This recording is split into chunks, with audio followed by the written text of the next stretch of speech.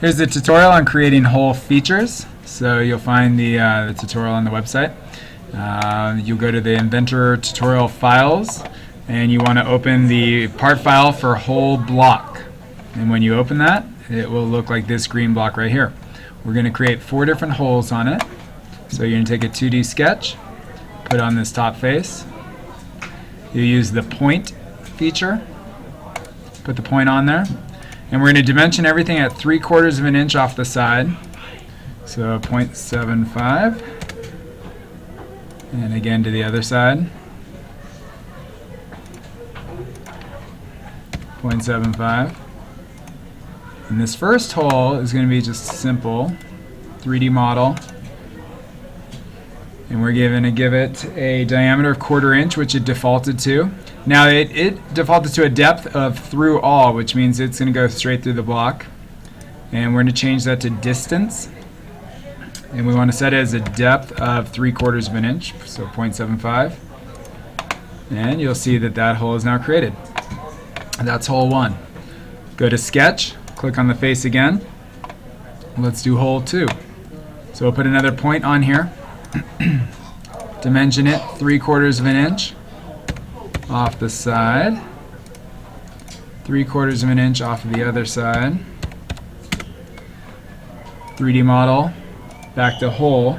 Now the hole we're making here is called a counter bore hole, and what that means is it's set in on the top, so that if you're using a bolt that has a head to it and you want that head to set into the material, you would use this.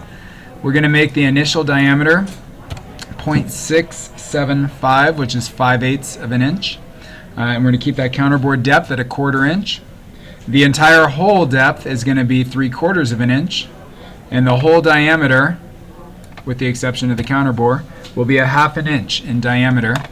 And just to show you what that looks like, you're seeing a preview of it right here. And we'll just hit OK. So now we have 2 holes. The third hole, we'll put a sketch on here again and put a point down here, and again 3/4 of an inch off the sides, which that one defaulted to 0.75. Alright, we got 3D model, back to hole. This time we're going to use a countersink hole, which is the last option on this chart. And the diameter is 0.675 that we want.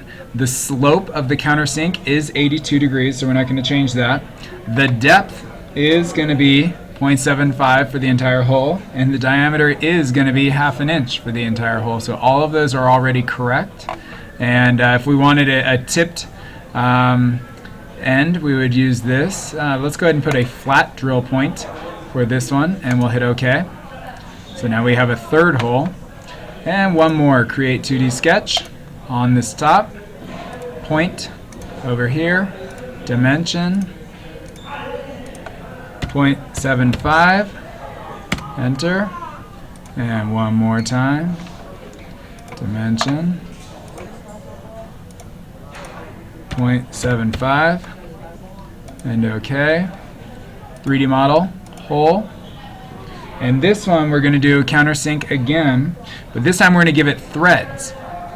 So we're going to use what's called tapped hole that allows you to assign threads to the hole that you're making.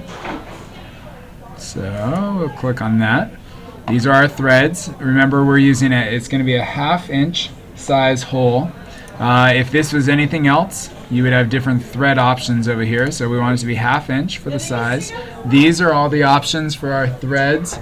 And it happens to be that the one we want for this is a 1/2 inch 13 UNC, and that basically just tells it what the threads are going to look like, and then you would use a bolt that is those same threads. Now we have the option to have the threads only go partially down the bolt instead of the full depth, but we do want full depth, so we're going to click this, tell it to go full depth. We want the diameter to be 0.675, just like this. And we want the slope of the countersink to be 82 degrees and the entire hole depth to be 0.75, so those are all just fine.